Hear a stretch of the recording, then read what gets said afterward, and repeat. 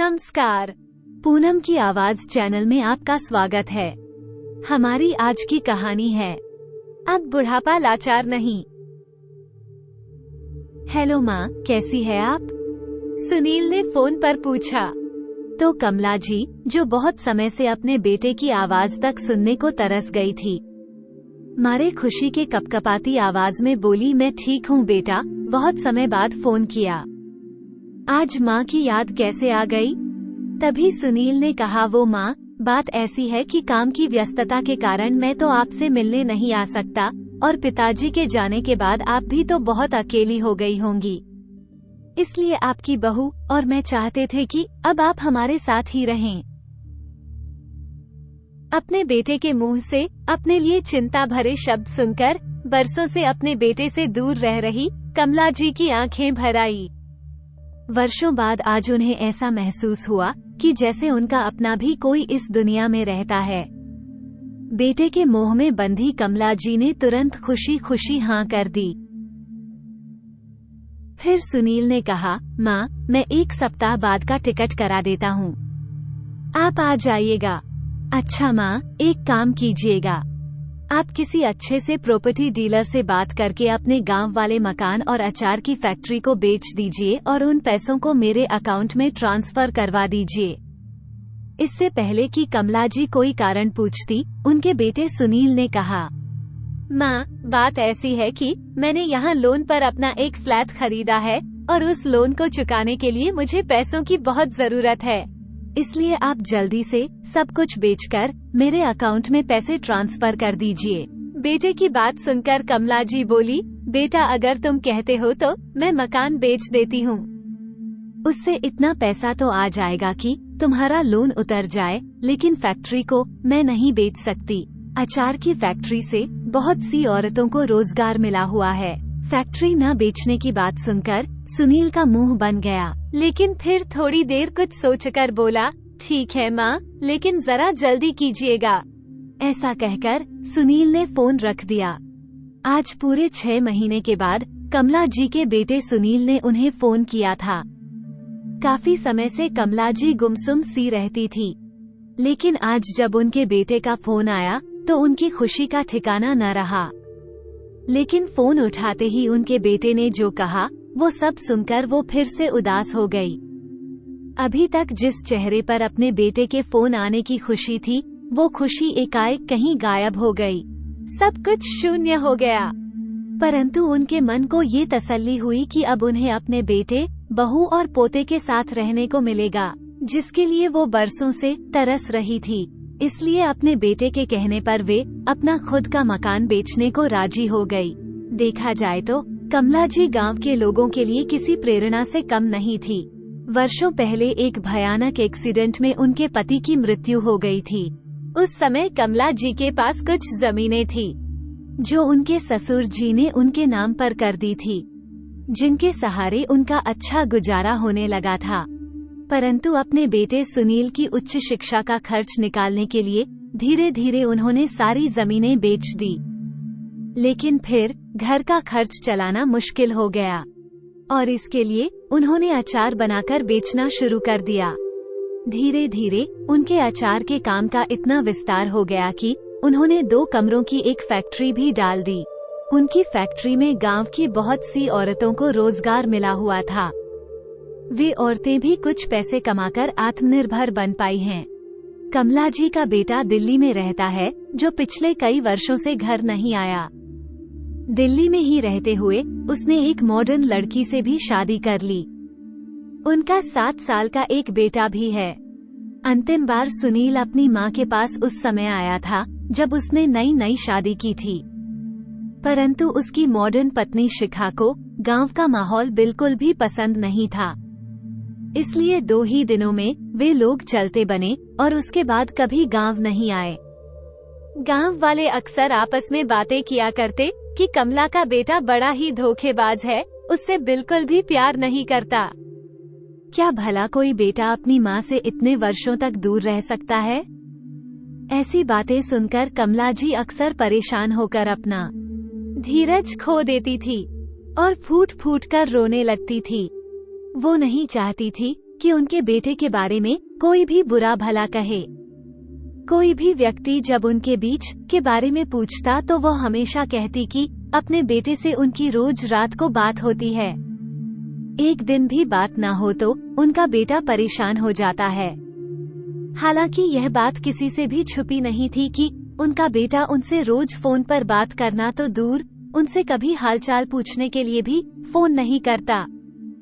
ये तो कमला जी ही थी जो अपने बेटे से बात करने के लिए अक्सर फोन लगा देती थी, परंतु 6 महीने से तो उनके बेटे ने उनका फोन उठाना भी बंद कर दिया था। वो अपनी ही दुनिया में खुश था, लेकिन कमला जी ने अपने बेटे से कभी कोई शिकायत नहीं की। आखिर माँ जो ठहरी। परंतु आज जब कमला जी के बेटे ने उन्हें अपने पास आकर रहने को कहा तो ये सुनकर उनकी आंखों में एक अलग ही चमक आ गई। वो तुरंत जाकर गांव के सरपंच से मिलती हैं और उनसे सारी बात कह सुनाती हैं और कहती हैं, सरपंच जी, मेरा बेटा सुनील मुझे अपने पास रहने के लिए बुला रहा है। उसे कुछ पैसों की जरूरत है, इसलिए मैं अपने इस घर को बेचना चाहती हूँ। यदि आपकी नज़र में कोई ऐसा व्यक्ति है जो घर खरीदना चाहता है तो कृपया मुझे बताएं। इस घर को उचित दामों पर बेचने के बाद मैं अपने बेटे के पास चली जाऊंगी। तभी सरपंच ने कहा, अरे कमला काकी, आपकी बात बिल्कुल ठीक है, लेकिन एक बात तो बताइए, आप जब अपने बेटे के पास चली जाएंगी तो आपका कारोबार कौन संभालेगा? गांव की बहुत सी महिलाओं का खर्चा पानी तो आपकी अचार की फैक्ट्री से ही निकलता है। आप चली जाएंगी तो जितनी भी महिलाएं आपकी अचार की फैक्ट्री पर आश्रित हैं, उनका क्या होगा? अचार तो केवल आपके हाथों का बनाया हुआ ही लाजवाब होता है। आपके जाने से उस अचार की गुणवत्ता में गिरावट आ जाएगी। ये बात सुनकर कमला जी ने कहा, सरपंच जी, आप इस बात की चिंता बिल्कुल मत कीजिए, मैं सब संभाल लूंगी। सरपंच से बात करके कमला जी जल्दी ही घर के पास में बनी अपनी अचार की फैक्ट्री में आ जाती हैं और सभी महिलाओं को बुलाकर अपने जाने का समाचार सुनाती हैं और अपनी फैक्ट्री में काम करने वाली सबसे अनुभवी महिला कमला को अपनी फैक्ट्री की जिम्मेदारी सौंपते हुए अपने हाथ का बना वो स्पेशल मसाला भी दे देती हैं, जिसे वे खुद बनाया करती थी, जिसे डालने से अचार का स्वाद इतना बढ़ जाता था कि लोग उंगलियां चाटते रह जाते थे। और मसाला उन्हें देते हुए कहती हैं कि इस मसाले को सही मात्रा में डालना। मेरी गैरहाजिरी में ये काम रुकना नहीं चाहिए। समय समय पर आकर मैं काम देखती रहूंगी। सब समझाने के बाद कमला जी अपने बेटे के घर ले जाने के लिए कुछ मिठाइयाँ बनाने की तैयारी करने लगी। अपने बेटे की फेवरेट बर्फी और देसी घी की पिन्नी तैयार करके पैक कर लेती हैं और साथ ले जाने के लिए कुछ अचार भी उठा लेती हैं। उनके जाने की पूरी तैयारी हो जाती है। एक तरफ तो उनके मन में अपने बेटे के पास रहने की खुशी है, परंतु दूसरी तरफ गांव को छोड़कर जाने के बारे में सोचकर उनका मन भारी हो उठता है। अपने बेटे के पास शहर जाते समय कमला जी को सभी गांव वाली ट्रेन में छोड़ने के लिए आते हैं। ट्रेन की खिड़की से उन्होंने अपने गांव के सभी लोगों को अलविदा कहा और ट्रेन चल पड़ी और दिल्ली स्टेशन पर जा पहुंची। स्टेशन पर उतरकर उन्होंने बड़ी प्रसन्नता से अपने बेटे को फोन लगाया। जैसे ही सुनील ने फोन उठाया, कमला जी ने तुरंत कहा, बेटा सुनील, मैं स्टेशन पर पहुंच चुकी हूं, परंतु तुम मुझे कहीं नजर नहीं आ रहे। जल्दी से आ जाओ, मैं बहुत थक गई हूं। अपनी माँ की बात सुनकर सुनील ने कहा, माँ, थोड़ी देर इंतजार करो, मैं कुछ ही समय में पहुंचता हूँ। सुनील अपनी पत्नी शिखा के साथ उस समय एक पार्टी में था। जैसे ही आने लगा तो उसी समय उसकी पत्नी ने कहा, मेरी सहेली की एंगेजमेंट पार्टी से इतनी जल्दी हम वापस चले जाएंगे तो वो बुरा मान जाएगी। माँ जी को थोड़ी देर में ले आना। उधर कमला जी इंतजार करते करते थक कर चूर हो गई, लेकिन सुनील का कुछ अता पता नहीं था। थोड़ी देर बाद फिर से फोन लगाया, लेकिन सुनील ने फोन उठाकर कहा, माँ मैं अभी बिजी हूँ, इसलिए आने में थोड़ी देर हो जाएगी। मैं आपको एड्रेस बता देता हूँ, आप खुद ही ऑटो करके घर पहुँच जाइए। ऐसा कहते हुए सुनील ने फोन काट दिया। बेटे का स्पष्ट सा जवाब सुनकर कमला जी के चेहरे पर थकान के साथ साथ निराशा के भाव भी आ गए। बच्चों से मिलने की उत्सुकता वहीं की वहीं धरी रह गई और मन ही मन सोचने लगी कि मैंने तो सोचा था कि जब मैं स्टेशन पर पहुंचेंगी तो बच्चे मुझे लेने आ जाएंगे और दौड़कर मुझसे गले मिलेंगे, लेकिन यहाँ तो अब मैं कहाँ भटकूं? कैसे उसके घर तक पहुँचूं? ये सोचकर वो घबराने लगी और फिर हिम्मत करके तेजी से कदम बढ़ाकर ऑटो तक पहुंची। ऑटो वाले से दिए गए पते पर ले जाने को कहा तो ऑटो वाले ने कहा, माँ जी मैं आपको छोड़ देता हूँ। कमला जी जल्दी से ऑटो में बैठकर अपने बेटे के घर की तरफ रवाना हो गई। करीब आधे घंटे के बाद वो सुनील के फ्लैट तक पहुंच गई। लेकिन मुसीबत यहीं खत्म नहीं हुई। सुनील बिल्डिंग के चौथे फ्लोर पर रहता था और उस दिन लिफ्ट भी बंद पड़ी थी। शायद किसी तकनीकी खराबी के कारण अटक गई थी। कमला जी का सामान भी बहुत ज्यादा था, जिसे लेकर चौथे फ्लोर तक जाना उनके लिए बहुत मुश्किल था। तभी ऑटो वाले को उन पर दया आ गई और बोला, माँ जी लाइए, आपका सामान मैं ऊपर तक चढ़ा देता हूँ। ऑटो ड्राइवर ने तुरंत सारा सामान चौथे फ्लोर तक पहुँचा दिया। कमला जी ने उसे ढेरों आशीर्वाद दी और डोर बेल बजाई। अब तक उनके बेटा बहू भी घर पर आ चुके थे। कमला जी के बेटे सुनील ने दरवाजा खोला तो इतने समय बाद अपने बेटे को देखते ही उनके चेहरे पर खुशी भरी चमक आ गई। इससे पहले कि वे कुछ बोलती, जोर जोर से कुत्ते के भौंकने की आवाज आने लगी। कमला जी जोर जोर से चिल्लाने लगी और हड़बड़ाकर दरवाजे से बाहर निकल आई। यह क्या सुनील, तुमने घर में कुत्ता पाला हुआ है? तभी पीछे से कमला जी का पोता अंकुर आया और बोला, दादी माँ एक कुत्ता नहीं, हमारे घर में दो कुत्ते हैं। कमला जी और भी ज्यादा घबरा गई, क्योंकि उन्हें कुत्तों से बहुत डर लगता था।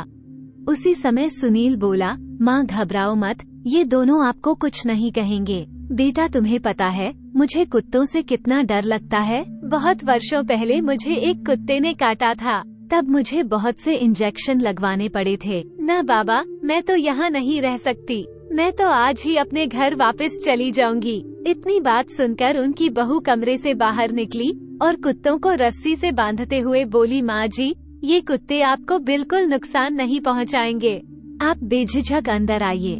थोड़े दिनों में ही आपके साथ इतने घुल मिल जाएंगे कि आपको बिल्कुल तंग नहीं करेंगी। ऐसा कहते हुए वह कमला जी को अंदर लेकर आई और सोफे पर आराम से बिठाकर पानी पिलाया। इतने वर्षों बाद अपने बेटे और बहू का चेहरा देखकर कमला जी की खुशी का ठिकाना न रहा। वो तो उनकी बलाएं ही लेती जा रही थी, लेकिन कमला जी ने महसूस किया कि उनके बेटे को उनसे मिलकर कुछ ज्यादा खुशी महसूस नहीं हो रही थी। उल्टा उसका तो मुंह बना हुआ था। लेकिन कमला जी ने इन सब चीजों को नजरअंदाज करते हुए अपने चेहरे पर खुशी के भाव बनाए रखे। लेकिन सुनील को अपनी माँ से कोई सरोकार नहीं था।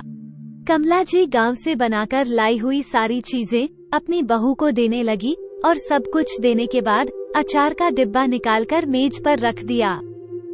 जैसे ही अचार का डिब्बा निकाला, सुनील ओखला उठा और झुंझलाते हुए बोला, आप यहाँ भी अचार ले आई?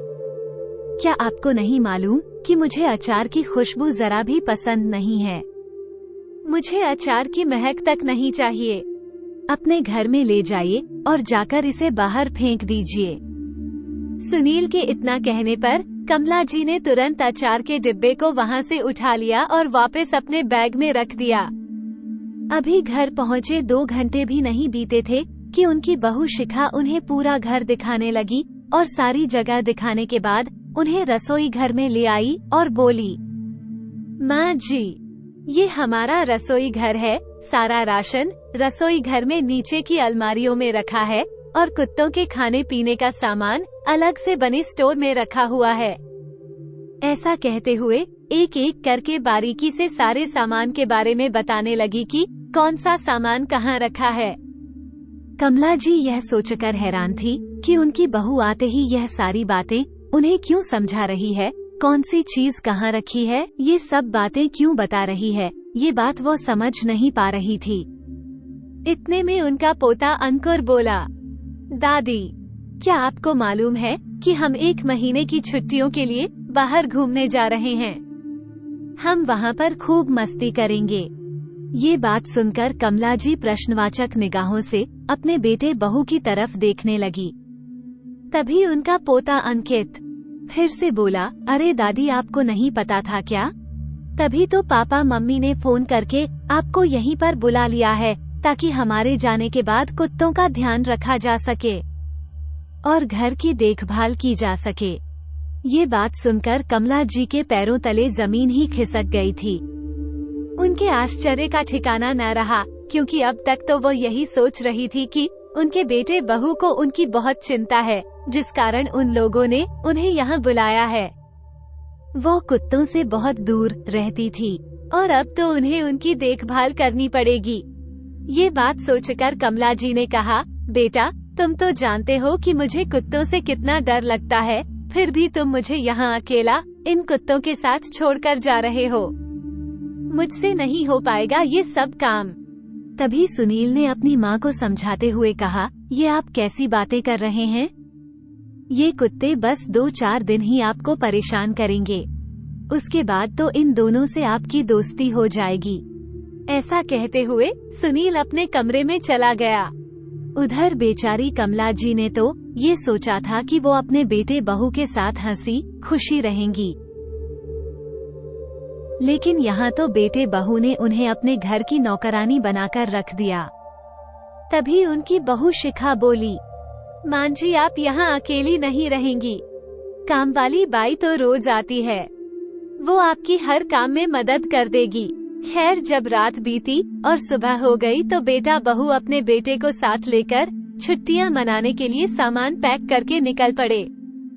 अब घर में बची सिर्फ कमला जी, जो कि अकेले घर में रह गई थी, परंतु फिर भी उनके मन में एक संतुष्टि थी कि चलो काम वाली बाई तो आ ही जाएगी, तो उनका काम हल्का कर देगी।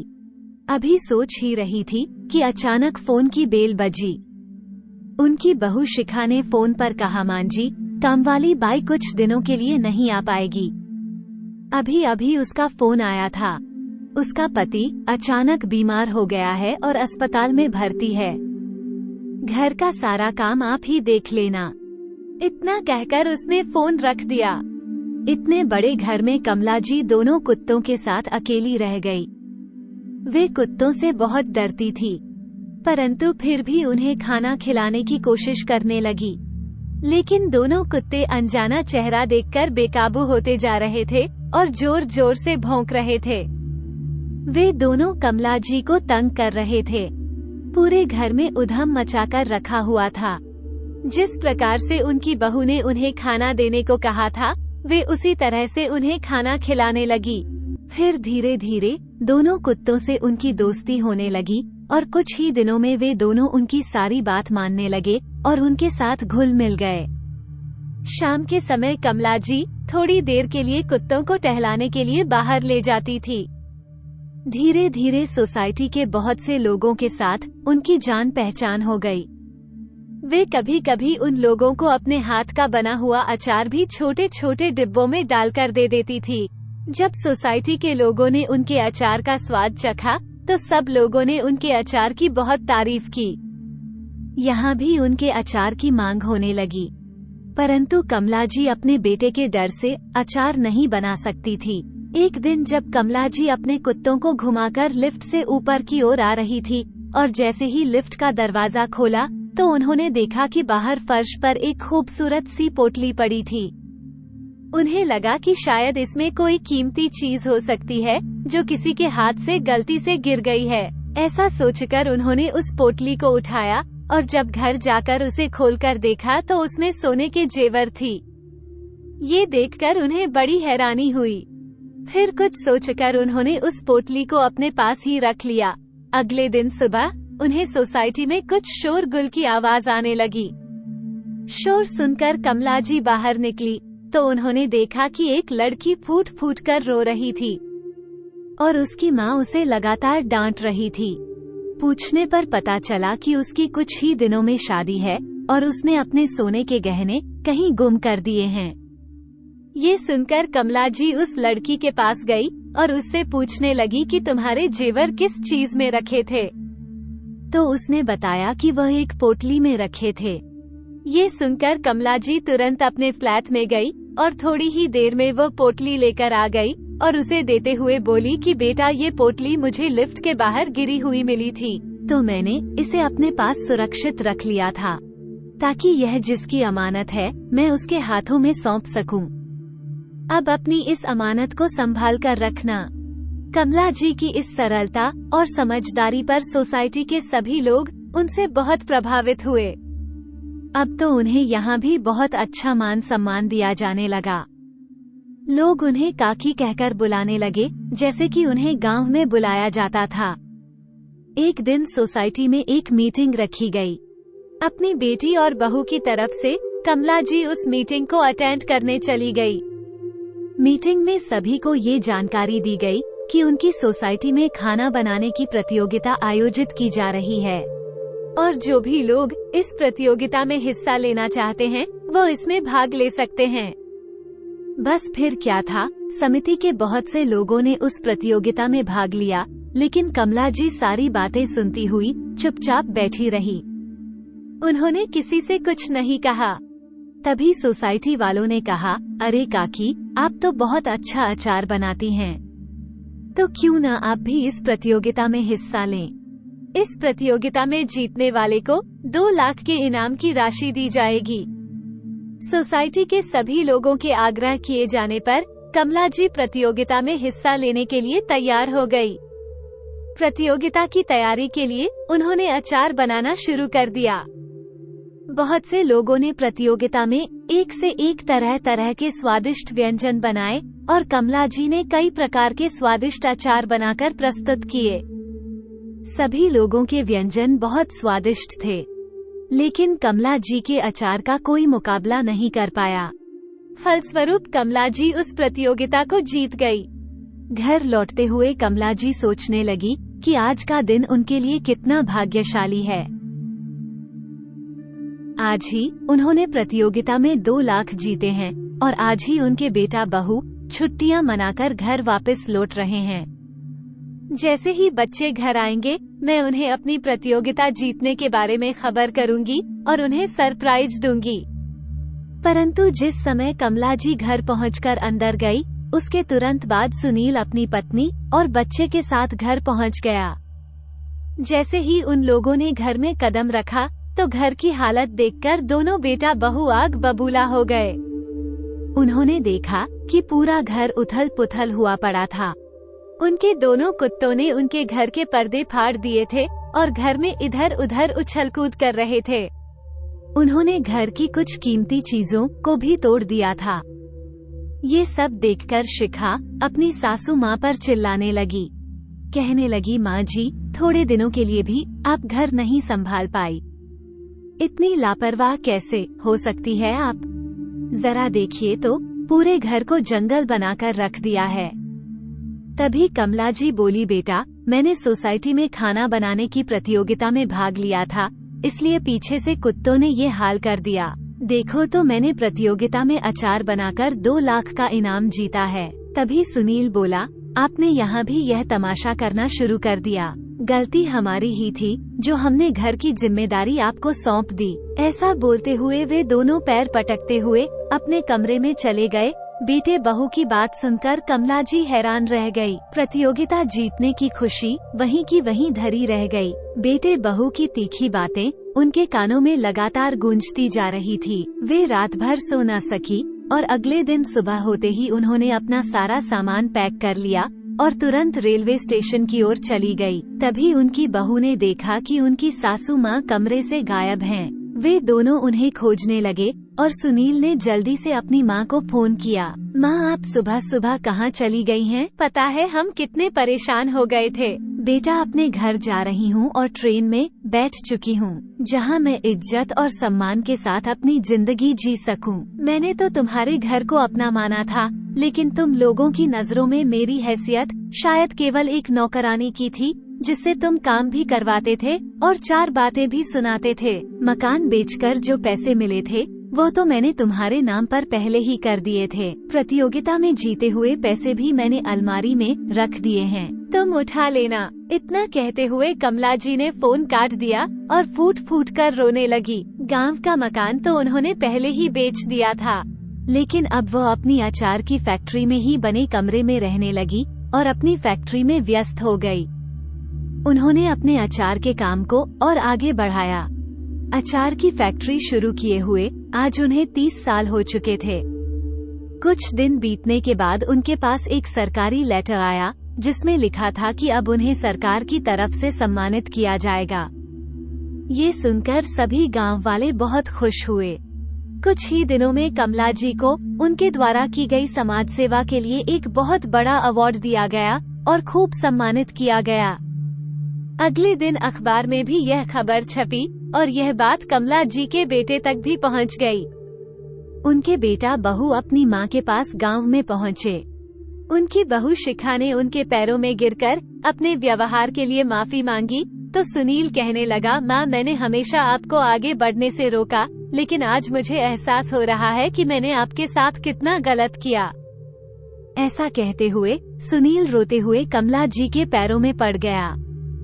ये देखकर कमला जी की आंखें भर आई और बोली, बेटा, तुम चाहे कितने भी बड़े क्यों न हो जाओ, मेरे लिए तुम मेरे छोटे बच्चे ही रहोगी।